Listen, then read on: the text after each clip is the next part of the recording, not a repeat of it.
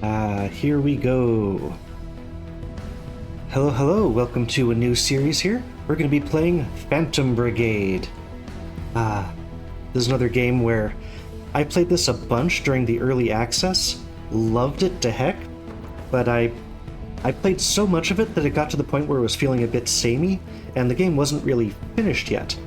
But now, at least as of present time, they just released update number 3, and they've changed so much of the game that the basic gameplay stuff, like how instability can tip your mechs over, or like how overheating works, have been completely changed since how they were when I was playing in early access. So I know the idea of the game, but a whole lot of the like balancing and mechanics kind of stuff is going to be very different from how I was playing before. They've also added like update 2 added bosses, which was really exciting. That's one of the things that brought me back into play.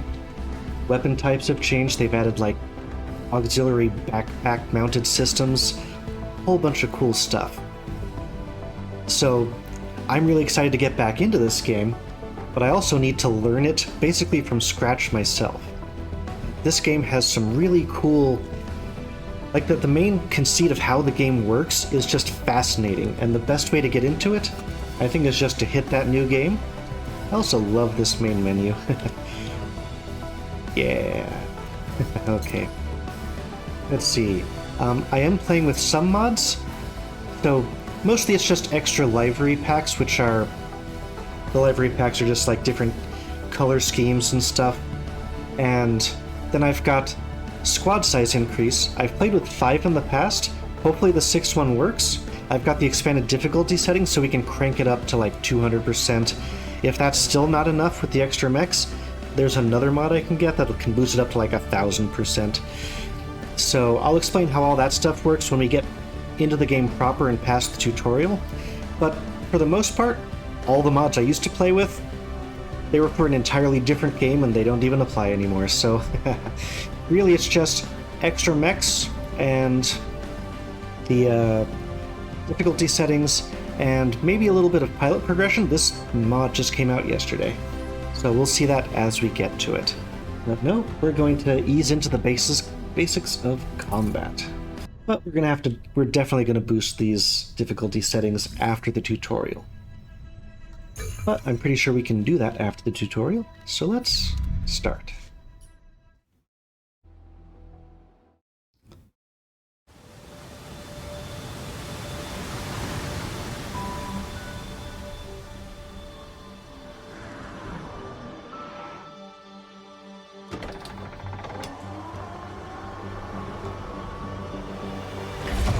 Oh. Hello.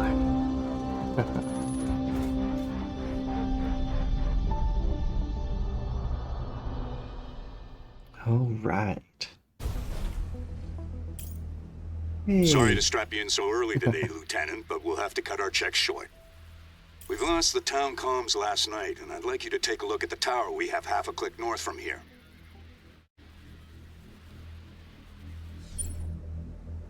Okay. So basic controls. Yep, I don't need to swap anything. That's...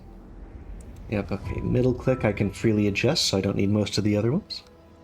And we've got, looks like 4 units here, although I imagine they may baby us and not have us use all of them at once. Select. Oh, there's our chat logs up in the top corner there.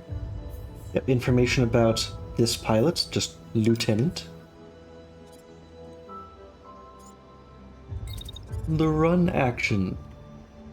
So you can see white line, that's how we're going to move. And in the tutorial, it explicitly tells you exactly what to do. So, basic move action, we are going to move there. And basically every turn is a small unit of time that all gets played out simultaneously. So here in the beginning, we just have one unit. Hey, Lieutenant, they're still installing the prototype in my rig, so don't hog all the action till I catch up. Yes, it's not the most exciting test run of our new tech, but we've got people here counting on us, so let's move out. Whoa, what happened here? Probably just some damn rowdy civilians. HQ, this is Special Field Ops Team Bravo requesting immediate repair detail, over. This is HQ. Negative, Commander. Repair detail busy until further notice. Stand by. What could they be busy with? Well, let's see if we can't do a little more recon. Boot up that shiny new device Ops installed in your rig and we'll see what she's made of. Here we go. Okay, the prediction system. All right. Beep, boop, boop. So, it predicts everything that's going to happen in the next 5 seconds. Yep, this is a list of what the current unit can do. Based on subsystems you have installed, you might get extra actions, like if you're carrying a shield. Raise shield would be an action. But we're in the tutorial. We can only I'll move to run. scout one side of the tower. If she's warmed up, you should be able to see where I'm moving and flank the opposite side. Okay. Yep, they give you plenty of time to read those, it looks like. So, click run to see how prediction lands. Ah, there we go. Here's our first glimpse of the system. So as we drag back and forth across the timeline, we can see what our friendly commander is going to be doing over each one of these seconds. 6, 7, 8, 9. That's it. Yeah, so 5 seconds. So each one of these things is half a second in time. So we know that he's going to move around, he's going to move for 4 seconds, and then the last second he's going to be stopped there. And it's going to show us this for every unit on the battlefield, including the hostile ones. But for now, they're saying, well, we can see his path based on this blue movement path. So let's see. I can also do it by clicking on them directly. So you can see the time it takes to move there. Let's see, I want to run through the road. Oh, it's not going to let me be creative. I can't move there and then do a separate run. But those are the tactical options at our disposal. Movement time determined by distance. Move any number of times, you just chain them up. And so, like, after this run action completes, you could drag another one on there. Let's see. Cancelled by 2 right clicks. Okay. Well, we'll just go straight to executing. And there we go. We finished our move. He's still going. 4 and 5. It sort of slows down near the end. Oh. And no transponder. What the hell? Is this some surprise war games maneuver? HQ, we have an unmarked non-cooperative tank at location 2SBR15. Confirm intent, over. HQ, confirm, over. Lieutenant, I'm getting a heat signature from the tank's power core. Check your prototype. If that tank even twitches, cripple it. Okay. So this tank is doing something. So if we select this one, we can also see the list of actions it's going to be doing. So it's going to move forward. At about half a second in, it's going to start firing at the commander. Yep, and it gives us the summary here too. But you can tell exactly when it's going to fire as well, which can be useful for putting, let's say, cover buildings like the tower or hopefully unoccupied structures in between you and the incoming fire. So that's told us what they're going to do. Let's see, can I click on... Oh, I can click on ourselves. Tank's about to attack. We need to get closer to engage it. So we've got... Yeah, we can't really see exactly what our equipment is, but it looks like we've got, just based on the 2 symbols underneath us. No, the symbols don't get any bigger as I zoom in. So the one on the left looks like a basic sidearm, like a handgun, and the one that we've got in our arm is a rifle. So not very long-range weapons. So we need to get into position. Oh, neat. So the rings we see are the optimal ranges. So the circle directly around us is like, it's too close to be optimal range. Then you've got the optimal range is sort of the actual ring, and then the outermost circle there is like outside of optimal range. So anything that's within that ring is going to be pretty good. And if I were doing this myself, maybe I would stop and start shooting right there, just to get fire on the tank as quickly as possible. But, tutorial, we will do exactly what they say. Now, we can schedule an attack action. So choose when it should be by hovering over the timeline. You can move and attack. Let's see. Yep. Now we could start firing early. And finish the attack by clicking on the unit. And you get the optimal range display. So now when we look at that, we see we're very likely to hit it. Oh, it even, I think the projectile display is new. So you have a pretty good idea that you're going to be hitting. More than one attack can be planned. Good. So as soon as I'm in a pretty good range, like 94 is not bad. Let's put another attack in there. And yeah, fire at that again. Boom, boom. Okay, you've planned 2 attacks in a row. And, ooh, that little yellow sort of dome around them indicates a collision, which I think we'll get into those kinds of details a bit later. But yeah, prediction limit approaching when you get towards the end there. Nice, let's execute and see what happens. Here we go. I can also put it into slow motion for more cinematic. I should have attacked more times. Or maybe he finished it off. Good read on the tank. I'm hit, but just a scratch. What? I'm picking up multiple targets from the north. My God, this can't be right. Take cover! Take cover! Uh-oh. New hostile contacts on the field. We got 2 new tanks coming in. And something that's usually vitally important is to know what kind of weapons they have. Like if they've got a low-range machine gun, you can engage them a little bit more comfortably. But this thing looks like it's got a long-range gun. You can get an idea of how accurate it is by the sort of breaks in the line there. So where it's solid, that's pretty much optimal range, and the less light there is, the less likely it is to hit. Now, interestingly, you've also got a shadow that's directly behind the unit that it's most likely going to hit. So anyone right here is very unlikely to be hit because any bullet that would go there is going to hit that guy first. So it even gives you nice shadows. These are all improvements from when I was playing before. It was just like the solid line, and there was sort of an indication of the inner and outer ranges of their attacks too. But let's follow our instructions. Ooh, neat. You can even see overheat warnings. Yeah, we haven't gotten into the heat systems yet. Now contacts are out of range. Take cover to protect yourself from damage. Are either of them actually attacking us? No, they're both attacking the commander. Which you can see based on those things. Like who the target of their attacks are. So let's see. Yeah, he's shooting at the commander, who's doing his little sort of run around to try to dodge. So actually we over here would be safe, and this would be my opportunity to say, okay, they're not attacking me, maybe I can move up. Get in a better position to shoot. But no, they say we run and hide. So run and hide we shall.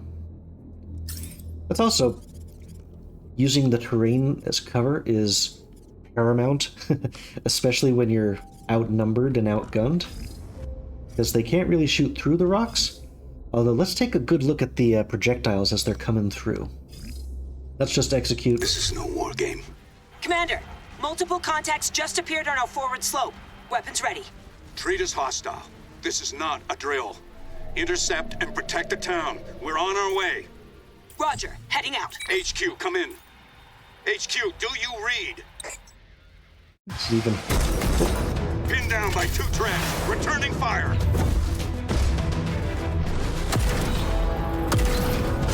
Got one. Shit, a walker. Lieutenant, get the... Commander! Commander!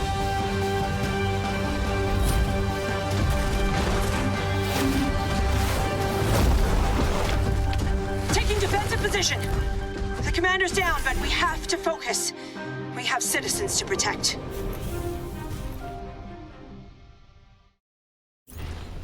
There's a walker and multiple treads on approach. Remember, if things go to hell, set self-destruct and punch out, so they can't salvage our prototype. Whatever happens, let's meet at evac point R09. Row 9.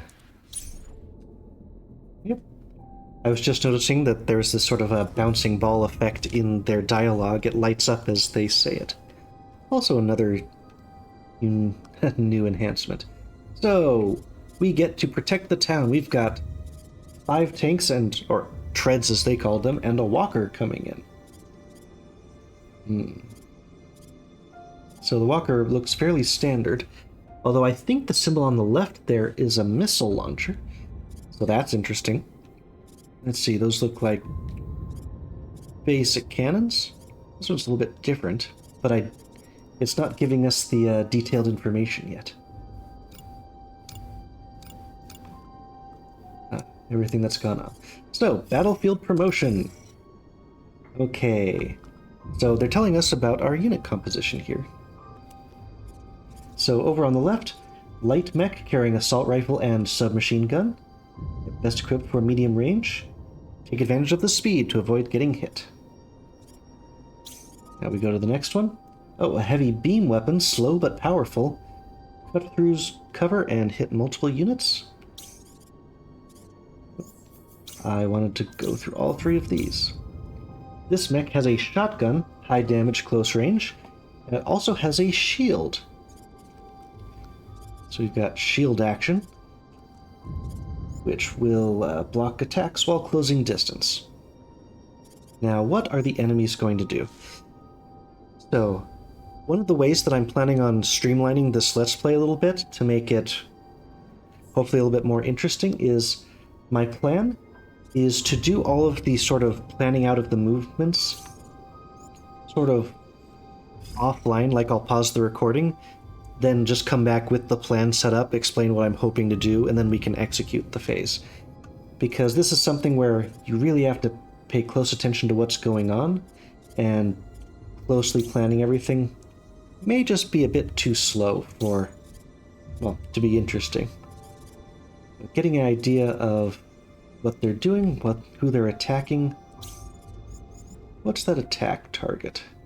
Okay, looks like this is attacking this person, but everything else is apparently just attacking the buildings, like attacking town itself.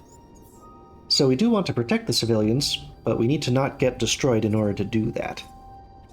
And game-wise, our only main mission is eliminate all the hostiles. Let's see, I need to fix my shortcuts so I can just hit a single button to put the run down. Okay, I don't really want to be in the way of that. So he's got a big beam weapon, but yeah, he is slow. But it also doesn't seem to... yeah, from right there, everything else is already in range. We don't even need to move. And he's not getting attacked. So let's see...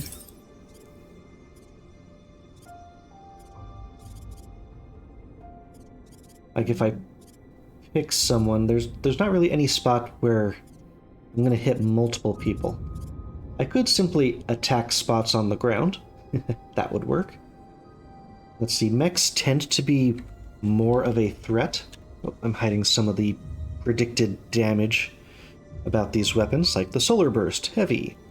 Gives you the range statistics, how long it takes to fire, the types of damage it does, and a brief description of the type of weapon.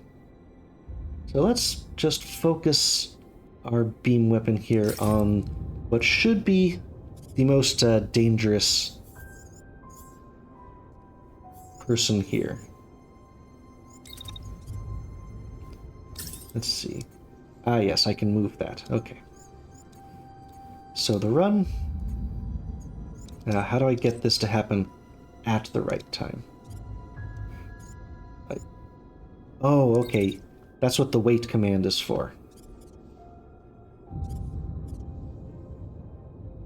So I can tell him to wait until he has finished that, and then that gets us to run, and we'll just move him slightly to the side. If I spent my entire time basically flanking everybody instead of firing, maybe I could line them all up for a single attack. That would be very effective. He's too slow to get there, though. That's just not going to work. this is like I'm just going to show everything at least during the tutorial, so you get an understanding of what's going on, like for all the decision-making stuff. If I went this way, sure, maybe I could hit 2 at a time. But he's so slow, it's going to take his whole turn just to go... Well, most of his turn's going to be spent firing. Okay. So, he's the only one who's likely to be attacked. Yeah, because he's got a shotgun, only the inner ring is really optimal range for him. But we can basically move just all the way out there. Okay, he's firing that way. He's not firing at us. He's simply firing at the buildings. So these guys are jerks. But I don't need to raise the shield for this. So I could start firing. Let's see what that optimal range is. Basically stopping... I can move just a little bit closer since he's not shooting at me. That's going to boost our attack up even higher. When you're dealing with just the edges, it doesn't let you go beyond a certain amount of overlap, but heat is also an issue. At the moment, we don't seem to have that system potentially giving us problem, but let's see, space out attacks and other heat-generating actions to give the unit time to cool down. If the unit overheats, the pilot automatically ejects. So, well, it looks like the attack isn't even enough to cause heat. Or that's just not a issue yet. So this one's supposed to be fast. And because they're also carrying a sidearm, you have 2 different weapons with different ranges that you can fire with. Now the weapons themselves don't independently overheat, it's just the mech itself. So unless you're in a situation where you can't use the primary weapon, you probably want to stick with the primary weapon. Most of the times when you'd want a secondary weapon is if it's something significantly different from your primary weapon. Now this is a light mech, so they should be able to move a lot faster. I guess the other one is also light then. That's fine, I don't want to move it directly behind, because then I might shoot my own friend in the back, which is something you have to worry about. But if I get out to here, I might be able to start shooting. Now, you can see, I right-clicked there, that the optimal range is blocked because there's a big old rock in the way. This one, I could probably shoot with this one as well. So at the moment, I basically have everybody shooting at this one target. I should maybe switch at least one of them. Let's see, can I run on top of this rock? Doesn't really look like it. Okay. But I can... Oh, yep. Get too close and we crash. So we start shooting there.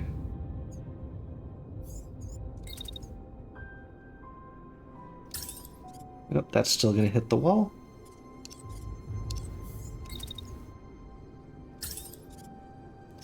Shoot at the tank, maybe we can get something else done in there.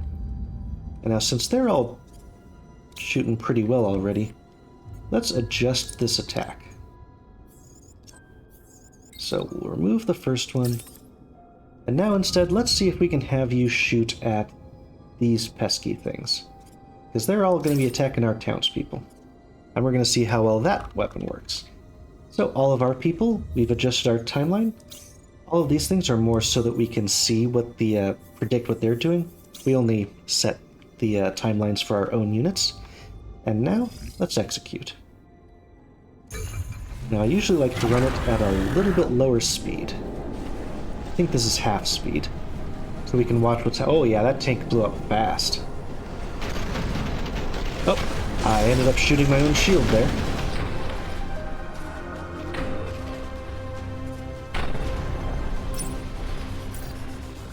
It can be hard to keep track of everything, so there is a replay button, and you can also sort of watch the holograms of everything that happened. Oh, that's in the next turn. So this is for planning the current turn. That just executes what we just watched. And you can go from... Let's see. the buttons for changing the speed weren't working. Yeah, so slow, half, full, and...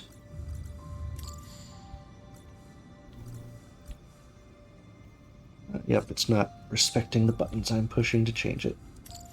So half, full speed. Okay, so back to the planning mode. So this guy, it says he's crashing. And you can tell that what he's doing right now is, I think that's him falling over and running away. But then he's going to keep shooting at us again. So crashing is something that happens when you get the unsteady condition and enough of it is applied that you get knocked off your balance. During that time, the only thing you can do is finish your crash. So I'm curious what exactly it's going to mean in terms of the new rule spec kind of stuff. Oh no, it's not the mech, it's the tank that's crashing. That makes more sense. So that tank looked like it was completely destroyed, not quite. So crashing basically means it's moving out of control. In this case, I think it was already stopped, so it's not moving. But he's not going to be able to get any attacks in, but he's not dead yet. We destroyed the right side of its armor, and I think maybe you have to destroy the main body. Yeah, if critically damaged, will be destroyed. If critically damaged, it will crash. So you can get that information by inspecting the enemy units. So if we look at this one, yep, its left arm is gone, which may mean it can't use its primary weapon very effectively. Yep. Yeah, critical damage prevents primary weapon. Oh, left arm prevents secondary weapon. So there is actually a reason to want to destroy the right arm as opposed to the left arm. Good to know.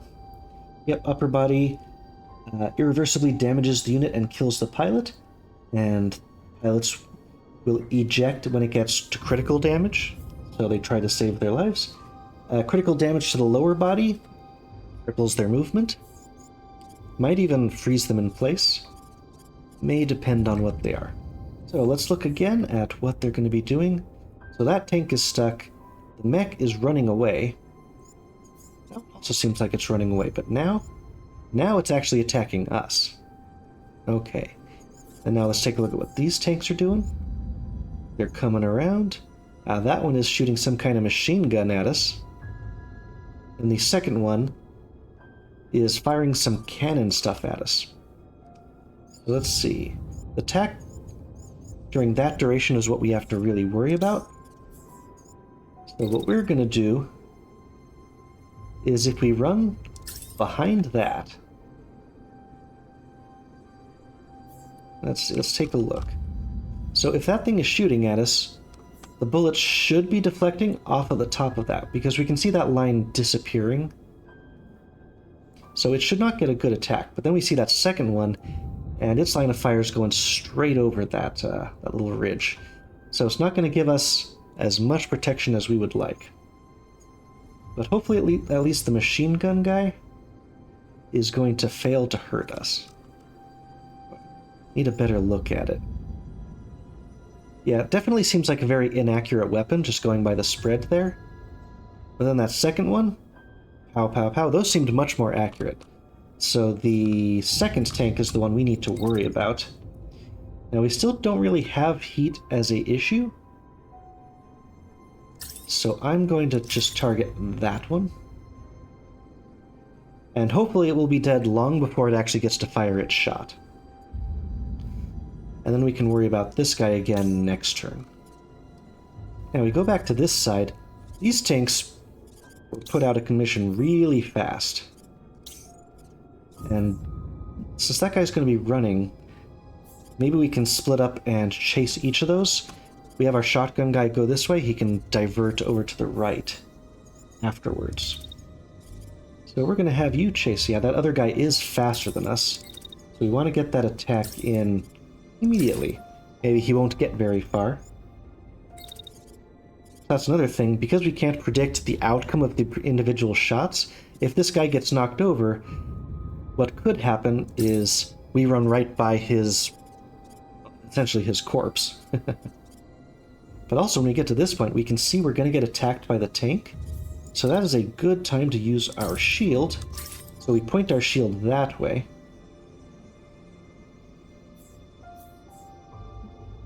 So we can adjust the shield on the timeline. And now the whole time that thing's shooting at us, we should have our shield towards them. It doesn't mean we're going to be like running sideways, but that should give us a nice backing. Also make sure not to run into your own beam weapon. That can definitely mess up your day. And if we get to there, perhaps adjust to go this way. That should be long destroyed, but we can always just take another shot at it since we're in range. We could be just beating a dead horse there, or maybe not. We can also see, oh, this thing doesn't have any commands assigned to it yet. Let's see. We move up just a little bit. We don't want to be in the path of that. So we'll just round this corner, sort of chasing after them. Optimal range. And since heat doesn't seem to be an issue yet, at least as far as I can see, we don't seem to have a issue with heat. So we just go there, bam, bam, bam. That should definitely be dead. Maybe this thing will survive, but it's going to be at such long range that it's pretty unlikely to hit with the... It might pull it off. I'm very much expecting that shotgun to take it off. But we can also see what happens when we take a little bit of damage. So let's get a good line of sight on this and watch it play out. Again at half speed. Ah. He's having a bad time. That one is toast. Already dead. Shoot him again. Okay. Okay, let's see. Now I do want to explicitly track this guy. So what happened to them? I think we destroyed their legs, so now it's crippled. Nice. Because, well, they're out of the battle plan, so there's only one enemy tank left. And yeah, it wants to just run up to us and shoot. So let's see. If we just put a rock between us and that, it's probably not going to get us. Bring the shotgun up. Yeah. At that point, we're not going to be quite in range yet. Let's see. Can I move you further out of the way? Since they're going to be chasing us. Let's see. Now, if I wanted to do some war crimes, or make them do some war crimes, I can make them shoot the house. And I suppose this is sort of a spirit of the game versus rules as written kind of a thing. I could use the house as cover, and that house would get really messed up. But we're supposed to be protecting the civilians here. So maybe in other missions I can say, well, this place was evacuated already. But this was clearly a surprise attack. There's lights in these at least some of these buildings. So I am not going to use the civilian buildings as cover. Let's see what happens if I go back there. That should give us some cover. We should also be able to see some examples of deflection. Bullets, if they hit a surface, can sort of, like if they hit something that's deflecting the right way, like the right angle, you can actually get these ricochets that can ricochet off and hit something else that wasn't in your original path. Very cool system, neat when it happens.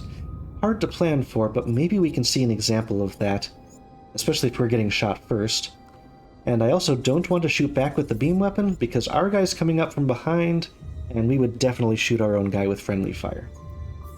So in this case, we just want to hide behind that and let our other friends catch up.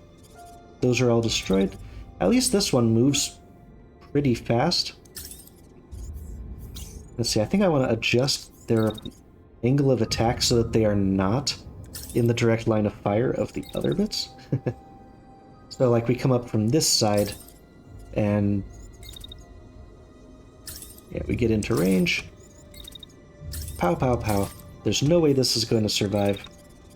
But we sort of get up on top of that little hill, and we're just shooting down at it. That should go well for us. Now we get over to here, and we're just getting into range. Notably, our guy is behind, so we may take some small amounts of scatter damage. Let's see if we sort of move and give ourselves a little bit better angle on it. That will also help us out. And we are less accurate while we're on the move, but it's okay. We've got the edge on them quite enough, I think. Let's watch.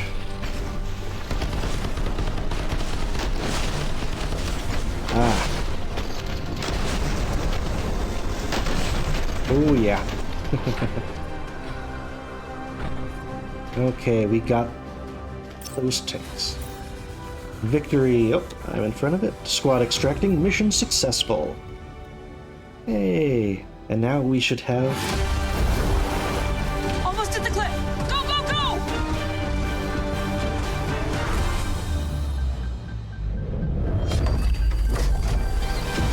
Into the forest! If anyone can hear me, we have people counting on us to retake what they've taken from us. Even if we are the last ones left.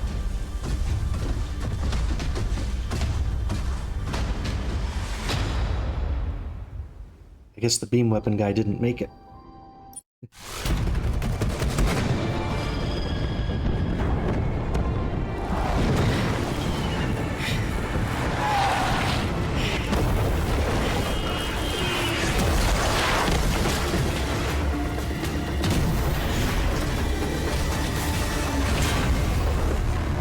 Get to the shop now!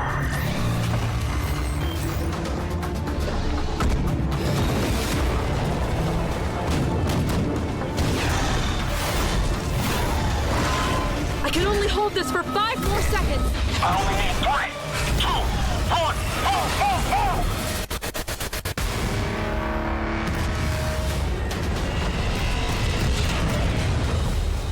All local time threads are converging. There's nothing more we can do here.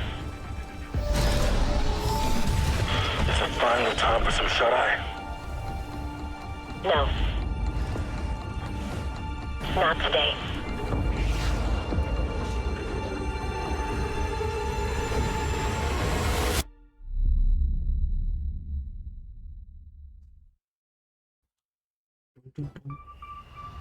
By the time we realized what was happening, it was too late.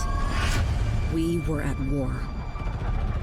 The border towns and cities were hit first, communications cut, and residents chased from their homes. In their place, they erected military outposts that still watch us to this day. We fought back, and for a while, we even held down the capital. But we were outmaneuvered and outnumbered, outgunned. Eventually, those of us who didn't surrender had to escape. For years, the government has operated in exile. Along with the Home Guard, the remaining remnants of our country's military, they have been fighting tirelessly against impossible odds. But they can't do it alone. We answer to no one, nothing but the call. And now, after years of training, preparing, waiting, the Phantom Brigade is coming home. Roll credits.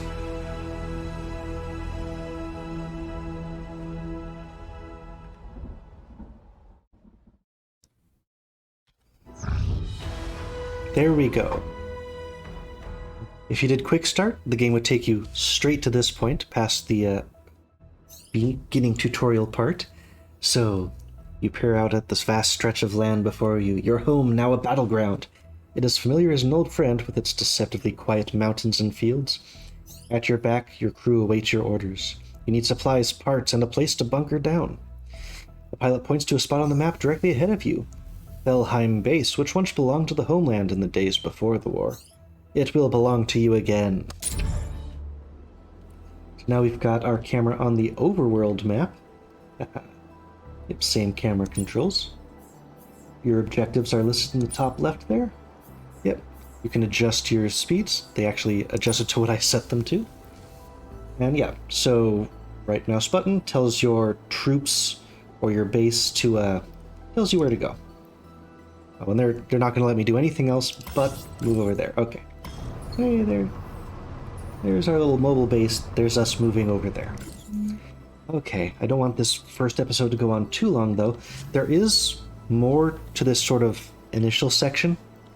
At least one more like major thing we have to do before we're really at the start of the game proper. But this is Phantom Brigade. So the story is that some kind of Imperial forces have invaded your territories or your country, and you're sort of a kind of like XCOM 2-ish, where you're the resistance, or at least you're a part of the resistance. What I called the Home Guard is sort of the local forces, where the regular army that used to be defending the place, they still exist, but they are so severely outmatched that they can't push back in any of the particular spots. But they will be around to sort of help out while you're moving around so that you're not entirely alone. There are other forces, but they sort of need you to take the lead in any kind of assault actions to try to take things back. So, we escaped a couple of years ago with this prototype prediction technology, which is going to give our smaller, more, well, I don't want to say more elite. Our smaller forces are going to have the edge because we can predict what's going to happen. So we can balance against being hopelessly outgunned by a much, much larger military. And there's definitely different levels of enemies, like the outlying forces in these sort of frontier regions may not be as elite as, say, the ones that are near the capital, which... Is that the capital? I remember it was, like, next to a lake. Or it was on the coast or something. Well, I hope they didn't destroy it.